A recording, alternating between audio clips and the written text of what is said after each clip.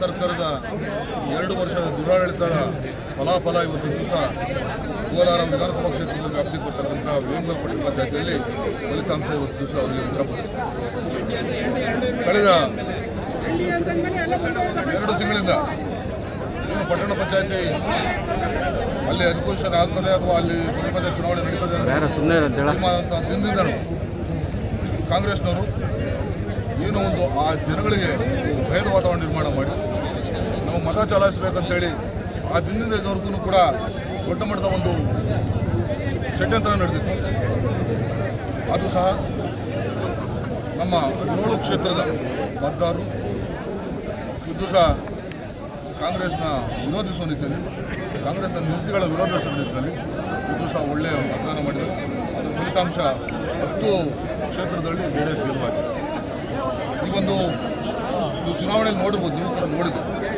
ಚುನಾವಣೆ ಹಿಂದಿನ ದಿವಸ ಸರಿಸುಮಾರು ಒಂದು 300 ಜನ ಮತದಾರರಿದ್ದರೆ 300 ಜನ ಪೊಲೀಸರು ಅಂದರೆ ಭಯದ ವಾತಾವರಣ, ಆತಂಕದ ವಾತಾವರಣ ನಿರ್ಮಾಣ ಮಾಡಿ ಚುನಾವಣೆ ಅಂದರೆ JDS ಮತ್ತು BJP ಮೈತ್ರಿ ಅವ್ರ ಬಗ್ಗೆ ಇರ್ತಕ್ಕಂಥ ಏನು ಒಲವಿದೆ ಮತದಾರರು, ಅದನ್ನೇನಾದರೂ ಮಾಡಿ ಹೊಡಿಬೇಕು, ಏನಾದರೂ ಮಾಡಿ ಅದನ್ನು ಒಂದು ಚಿತ್ರ ಮಾಡಿ ನಾವು ಗೆಲುವು ಮಾಡೋ ನಿಟ್ಟಿನಲ್ಲಿ ಅವರ ಒಂದು ತಂತ್ರಗಳೇನಿದ್ದು ಅದಕ್ಕೆ ಸರಿಯಾದಂಥ ಉತ್ತರ ಮತದಾರ ಕೊಟ್ಟಿದ್ದಾರೆ.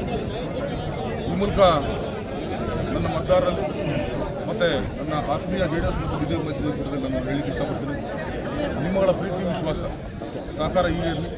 ಹಿಂದೆ ಬಂದಂಥ ಎಲ್ಲ ಚುನಾವಣೆಗಳು ಕೂಡ ಗೆದ್ದು 2028ರ ಒಂದು ಅವಧಿಯಲ್ಲಿ ಮೈತ್ರಿಕೂಟ ಸರ್ಕಾರ ತರಲಿಕ್ಕೆ ಎಲ್ಲರೂ ಕೂಡ ಸಹಕಾರ ನೀಡಬೇಕು. ಆ ನಿಟ್ಟಲ್ಲಿ ಮೈತ್ರಿ ಅಭ್ಯರ್ಥಿಗಳು ಕೆಲಸ ಮಾಡೋ ನಿಟ್ಟಲ್ಲಿ ನಮ್ಮ ಒಂದು ಜನಸೇವೆ ಮಾಡಲಿಕ್ಕೆ ಸಿದ್ಧರಾಗಿರಬೇಕು. ಈಗಾಗಲೇ ಮತದಾರರು ಮೊದಲ ಚುನಾವಣೆ ಆದ್ದರಿಂದ ಏನು ಅಭ್ಯರ್ಥಿಗಳು ಇವತ್ತು ಆಯ್ಕೆ ಆಗಿದ್ದಾರೆ ಅವ್ರಿಗೆ ನಾನು ಮನವಿ ಮಾಡ್ತೇನೆ. ಇದು ಕೈಗಾರಿಕೆಗಳು ಮತ್ತು ಈಗಾಗಲೇ ಪ್ರಗತಿಪರ ಚಿಂತನೆಯಲ್ಲಿರ್ತಕ್ಕಂಥ ಒಂದು ಭಾಗ. ಹಾಗಾಗಿ ವೇಮಗಲ್ ಏನು ಕ್ಷೇತ್ರ ಇದೆ, ದೊಡ್ಡ ಕ್ಷೇತ್ರ, ಆ ಒಂದು ಕ್ಷೇತ್ರದಲ್ಲಿ ಮತ್ತು ಹಲವಾರು ಅಭಿವೃದ್ಧಿ ಕಾರ್ಯಗಳು ಮಾಡಬೇಕಾಗಿದೆ.